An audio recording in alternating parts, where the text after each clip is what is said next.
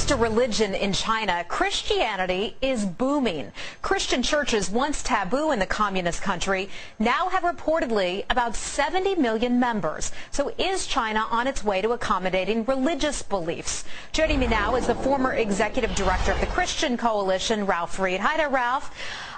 Communist country, thank you, fine, thank you. Communist country has atheism as its sort of official policy, if you will, but now they have an official Christian church. How did this all happen? Well, China has always been something of a paradox and a riddle for Americans. I mean, it's an officially communist country that is increasingly embracing capitalism and free enterprise. It is, as you said, an officially atheist country that has arguably one of the most robust churches anywhere in the world. You mentioned the figure of 70 million Christians in China. Some figures go as high as 130 million.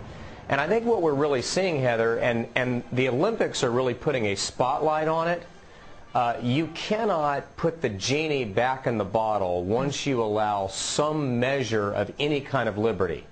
And when you allow cultural exchanges, and we have hundreds of thousands of Chinese students who have come here and then gone back home, there's an exchange of ideas, there's an exchange of democratic values, the internet is exploding, and Christianity is part of that flowering of liberty that I don't think the communist government is going to be able to snuff out. Right. Well, there are two levels of churches there, if you will. There's the official church, where the pastors are sanctioned by the government, but then there's this whole system of underground churches, and that's believed to be bigger than the members of the official church. No question about it. And President Bush, who, as you know, gave a very tough speech this week in Thailand, really calling the Chinese government to task, calling on them to respect the striving that is in every person's soul to worship God as he or she understands him to be. He had requested to be able to worship at a house church. There are some estimates that there are as many 25 million people to 50 million people in these home churches. And it was unfortunate that he was denied that opportunity. But if you talk to anybody who's gone to China, whether as a missionary or a business person or on a cultural exchange, they will tell you, Heather, that particularly in the rural parts of China, the church is literally exploding, and it's in many ways exploding in the open. But, Ralph, it's important to point out that some of these underground churches, the men and women who lead those churches are sometimes apparently harassed, sometimes they're arrested. What is that all about?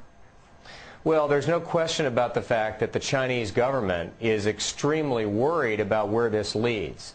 They worry about a religion displacing the communist ideology, which I think it is, and that's why it's so important for the United States to continually, repeatedly press the Chinese on respect for human rights, democratic values, religious freedom, and the dreaded and inhumane one-child policy.